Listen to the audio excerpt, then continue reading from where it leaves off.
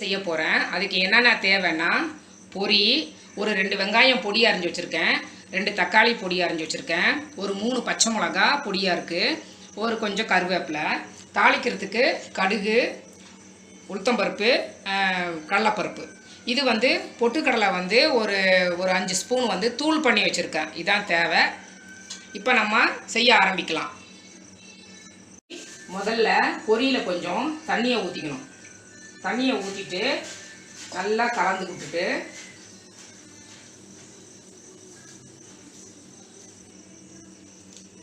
விட்டுட்டு இப்போ பிழிஞ்சி இந்த மாதிரி வச்சுக்கணும். பொரியை கொஞ்சம் கொஞ்சமாக பிழிஞ்சி நல்லா தண்ணி இல்லாமல் பிழிஞ்சி இது மாதிரி வச்சுக்கணும்.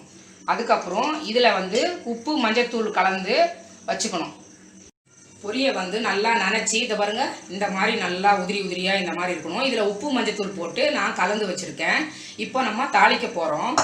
அதுக்கு ஒரு ஒரு 4 ஸ்பூன் எண்ணெய் ஊற்றிக்கலாம்.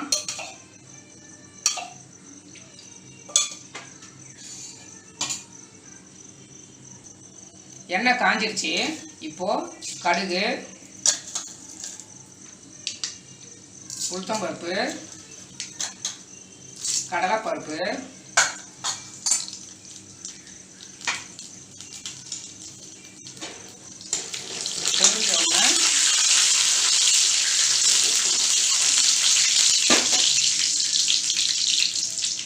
கொஞ்சம் கருவேப்பிலை,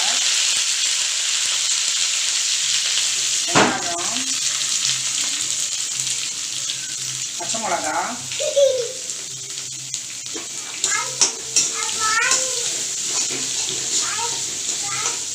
இப்போ இந்த தக்காளி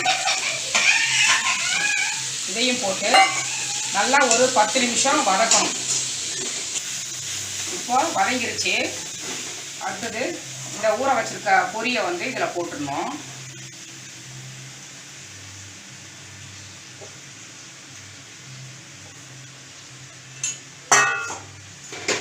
இதையும் போட்டுட்டு நல்லா கிளறி விடணும். இப்போ நல்லா ஒன்றா கலந்துருச்சு. இப்போ ஒரு 5 நிமிஷத்துக்கு நம்ம மூடி வைக்கலாம். பார்க்கலாம்.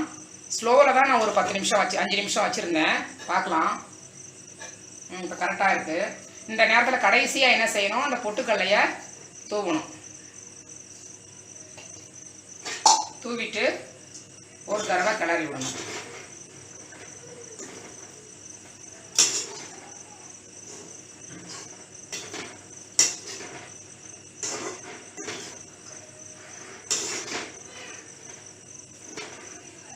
இப்போ பொரி உகர்னி ரெடி ஆயிடுச்சு.